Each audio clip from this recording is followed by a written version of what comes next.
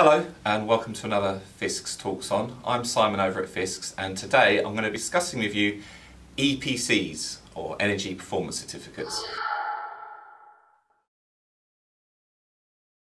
Now, I'm going to give you a little bit of a backstory here just to give you an idea of where this all came from and why we actually have these things. So, if I remember correctly, back in 2004, as a nation, we signed up to the Kyoto Agreement, or the Kyoto Protocol. And this was one of these world sanctioned discussions about global warming and pollution and what we can do to stop it, and climate change. So we actually signed the agreement, and in that agreement, one of the stipulations was to somehow collate the CO2 ratings on residential household property and other structures as well. So this was brought in through the European Union all the way back in 2004. We also then had, running alongside it, we had a Labour government in 2007 that was adamant that they were going to rejuvenate the solicitor transaction and make house sales go through quicker, because it's about 12-14 weeks, which is ridiculous in this country. So they invented something, I don't know if you remember, called Home Information Packs. And Yvette Cooper, I think was the housing minister at the time, she issued Home Information Packs to, speed through all these transactions, and what a wonderful thing it would be. And in a Home Information Pack, they had your draft contract, they had your fixtures and fittings, they had a property information sheet, they had, I'm trying to remember now, they had your EPC, and they had your searches. So before you were even sold, you as a seller had to pay for this, so that when you were sold, we saved a few weeks because we didn't have to get that information together. So that was the mechanism to actually get these EPCs on the register. Well, what surprise, government screwed it up and Home Information Packs have been scrapped, but we have to keep the EPC part of it because obviously that's under the protocol agreement. So that's a little bit about why we have them. So what is it? Well, this is an EPC. So we now have props here at Fisks. So this is a copy of an EPC. This is a national register, and as you can see, it's just like the ratings you get on white goods, so your energy efficiency rating. So it's this little rainbow graph here, and it goes from A to G. Effectively, it's a 0 to 100 scale. So that's how much energy you waste.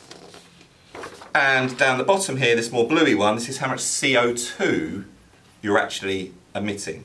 And you always get these two numbers. So what your house is actually emitting and what's the potential, what's the maximum it can be. And then, would you believe it, they even turn around to you and say, if you spend all this money here, that's how you get to your potential. Now, of course, no one's going to spend the best part of £14,000 to save a couple of £100 a year on energy. That is an EPC. Now, they last 10 years.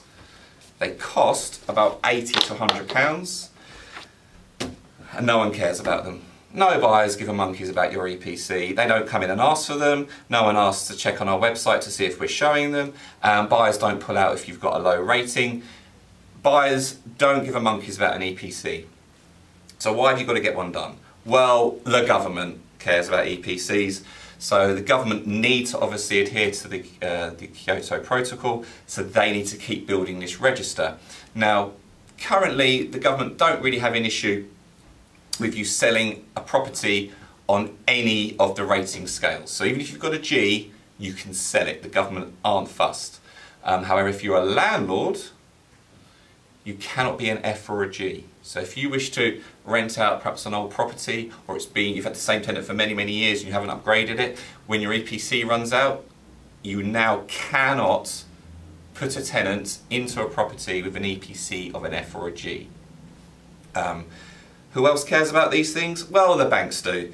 So there's no legislation, there's no legal legislation that requires a bank to check an EPC, but of course they do. And we now have lenders pulling out of transactions unless the F or the G is improved to a D or an E.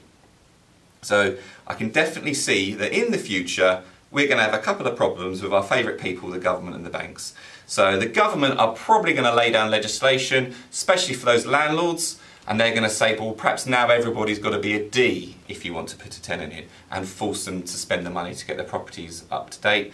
Whether they then move this across to normal residential people, then that's still sort of to be seen, but you never know, it might happen.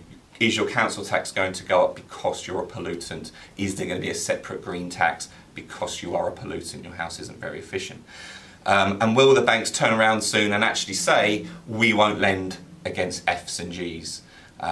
Could happen, have to watch this space, but they're already, without having it officially done, they're already saying that they won't lend against some properties.